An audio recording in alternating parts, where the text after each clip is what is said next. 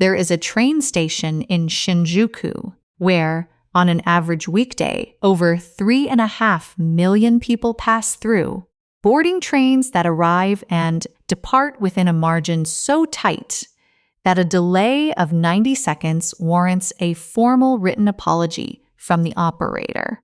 Not 90 minutes, 90 seconds. Meanwhile, somewhere else, right now, a commuter is standing on a different platform, checking an app that shows a train on time, while quietly expecting it to be at least 5 minutes late anyway, because experience has taught them not to trust the number on the screen. Same basic technology, same basic goal of getting people from one place to another. Completely different relationship to the promise of a schedule.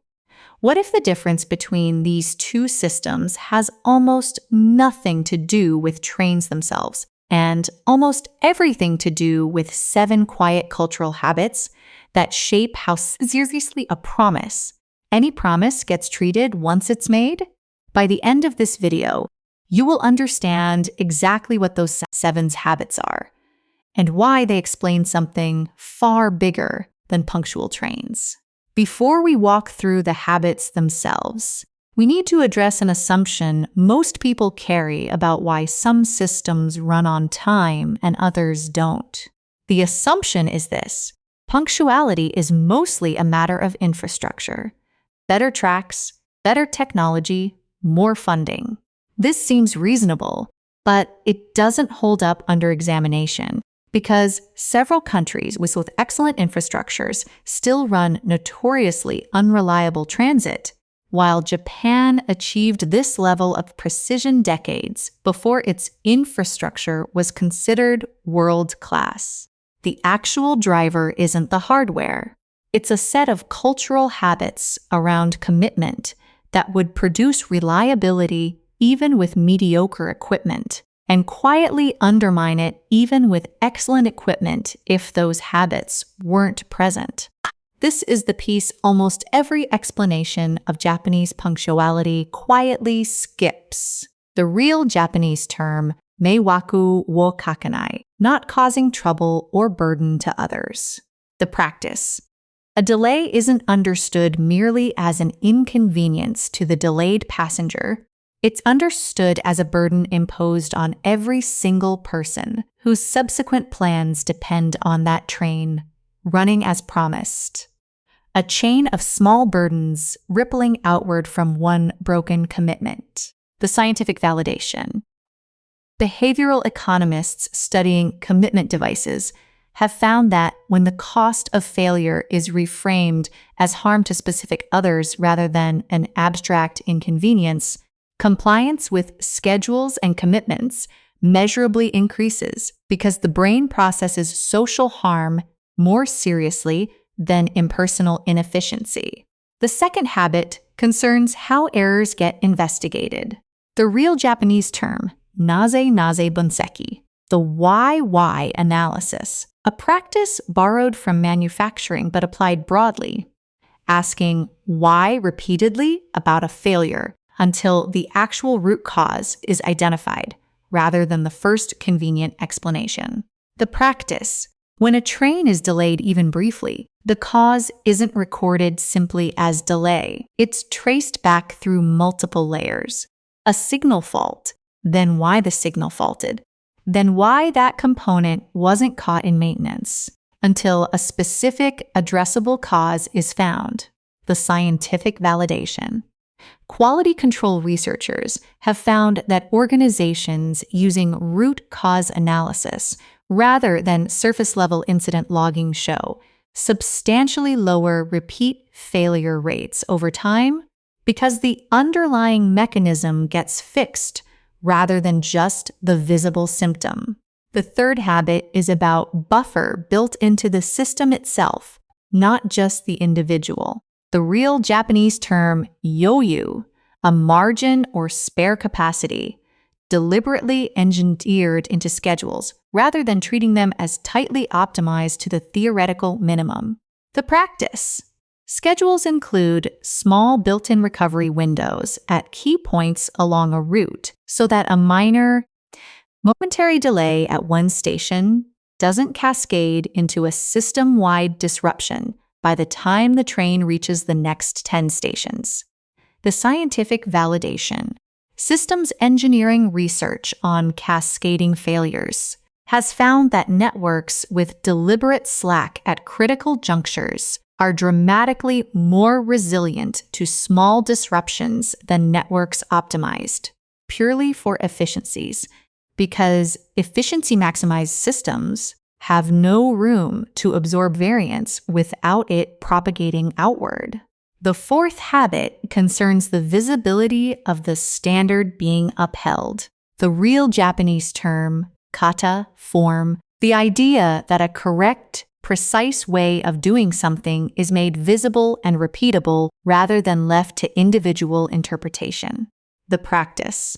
Conductors follow highly specific, visible physical procedures, pointing at signals, calling out checks aloud, in a standardized sequence that makes deviation from procedure immediately noticeable to anyone watching, including the conductor themselves.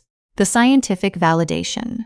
Human factors research on procedural compliance has found that visible, physically enacted checklists reduce error rates significantly more than mental checklists alone, because the physical action creates an external verification step that pure memory doesn't provide. The fifth habit is about how individual responsibility is distributed across a system rather than concentrated at the top. The real Japanese term, gemba, the actual place where the work happens, and the principle that the people closest to a problem are the ones empowered to notice and correct it, rather than waiting for direction from above. The practice. Station staff and conductors are trained and trusted to make small real-time adjustments, holding a door 2 extra seconds for a visibly struggling passenger without needing approval from a central authority, because the person on the platform has better information than anyone in an office ever could. The scientific validation. Organizational research on decision-making speed has found that systems which push authority to the point of information, rather than centralizing it, resolve small disruptions measurably faster, preventing them from compounding into larger ones. The sixth habit concerns collective face, not individual blame. The real Japanese term, sekinin, responsibility, understood here as something a group carries together, rather than something assigned entirely to one individual after something goes wrong. The practice. When a failure occurs, the response emphasizes what the organization will change, not primarily who made the mistake, which paradoxically makes individuals more willing to report small problems early, before they become large ones, since early reporting isn't punished as harshly as concealment. The scientific validation. Safety research across high-reliability industries has consistently found that blame-focused cultures produce measurably lower rates of early problem reporting than cultures that focus on systemic correction, because people conceal small failures when concealment feels safer than disclosure. The seventh and final habit is the simplest, and it operates entirely outside the transit system itself. The real Japanese term, jikan wo mamoru, keeping time, understood as a personal virtue, practiced constantly in ordinary life, arriving early to meetings, honoring small appointments, long before it ever becomes a professional obligation. The practice. Punctuality is modeled and expected in childhood and daily life broadly, not treated as a specialized skill trained only for transit employees, meaning the entire workforce that eventually runs the trains already holds the underlying value before they're ever hired. The scientific validation.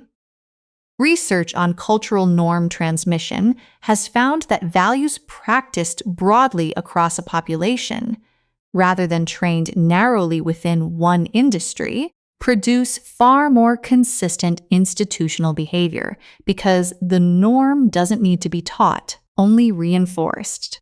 As you've seen, a train arriving on time has very little to do with the train itself. It has to do with 7 quiet habits that shape how seriously a system treats its promises. Frame delay as burden to others through Meiwaku wo Kakenai. Trace failures to their root through naze bunseki. Engineer margin into the system through yoyu. Make standards visible and repeatable through kata. Push authority to the point of information through gemba. Focus on systemic correction over blame through sekinin. And practice punctuality as a personal value through jikan wo mamoru. None of it requires better trains. It requires a culture that treats a schedule as a promise worth keeping, all the way down to the smallest, most ordinary moment. If this changed the way you think about punctuality and systems, please like this video and subscribe so we can continue unlocking this kind of practical Japanese wisdom together. Now, I want to hear from you. Which of these 7 habits do you think would make the biggest difference in your own workplace or city? Leave it in the comments below.